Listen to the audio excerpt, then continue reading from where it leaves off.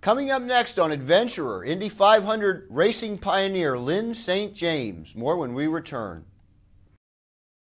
Welcome to Adventurer, the show where people truly push their lives to the limits. No talking heads here, just the real deals. I'm your host, Jim Clash. In 1992, our guest became the oldest rookie to qualify for the Indy 500 and the second woman. Lyn St. James went on to drive in 6 more Indy 500s, retiring after the 2000 race. Now she works to promote women drivers in all leagues of motorsports.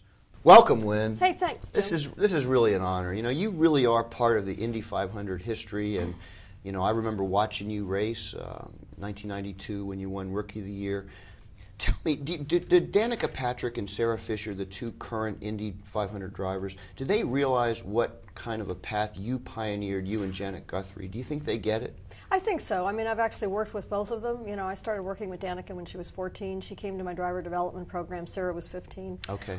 So if they didn't get it before, they got it then, probably. So I think so. No, I really do. I think they're both very honored and appreciative of where they're at. I mean, they're very goal-oriented. They're focused on their own careers. They don't spend a lot of time thanking, but at the same time, I think they do appreciate it, understand it. And I think they're starting to even understand their own sort of legacy that they're starting to leave in the world of racing. And so they've got, you know, a lot of maturing to do yet, but I think they've come a long way in just a few years. Well, that's good to hear. Well, I know that in addition to the 7 Indy 500s you drove in, you did drive a NASCAR or a stock car, and I think you broke 200 miles an hour way back when. Tell us a little bit about that.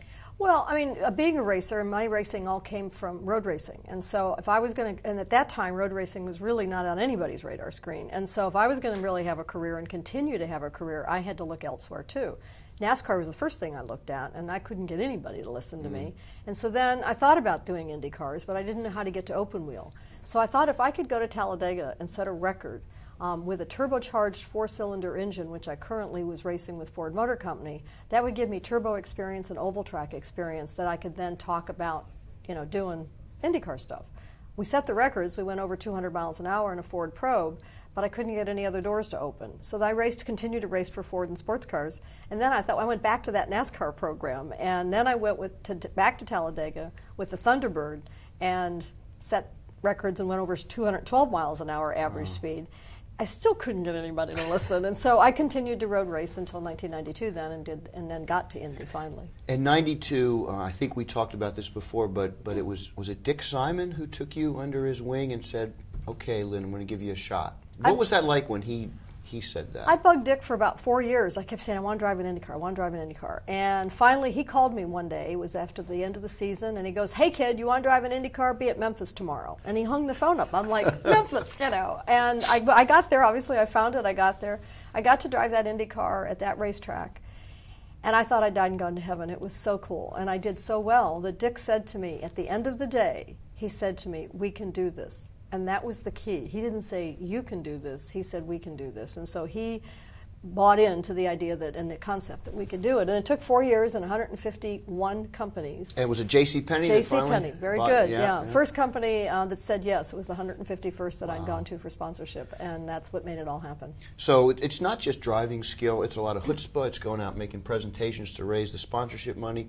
Now, let's fast forward a little. You were in 7 Indy 500s total, the last one in 2000, and now you're out there encouraging other women to get into motorsports. Tell me about your programs. Well, it's not so much that I'm encouraging them to get into motorsports. I'm taking and encouraging and training and now tried to actually create I have created an endowed scholarship fund for women in racing. The women who are already racing, the young girls who are doing go-karts, who are doing quarter midgets, who are out there doing late models, they're already racing. They've already sort of got their racing stripes, but they're frustrated. They're kind of right at the end of their rope.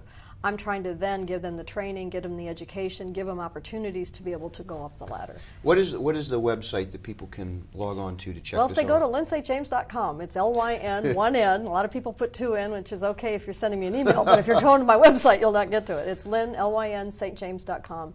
And if you go to that, there's Women in Racing. There's a tab for that. There'll be a tab there for Project Podium, which is the Endowed Scholarship Fund, my driver development program. I mean, it'll lead you to wherever you want to go. Well, listen, we here at The Adventure are very excited to have you on, Lyn, and we wish you continued success. Well, you're a crazy man. You're doing all this crazy stuff, so it's great to be here. Really. Yeah, well, thank you very much. Good luck. Thank you. Again, Indy racing legend Lyn St. James. I'm Forbes adventurer Jim Clash. To read my column, pick up Forbes magazine or click on Forbes.com/adventurer. And thanks for watching the Forbes.com video network.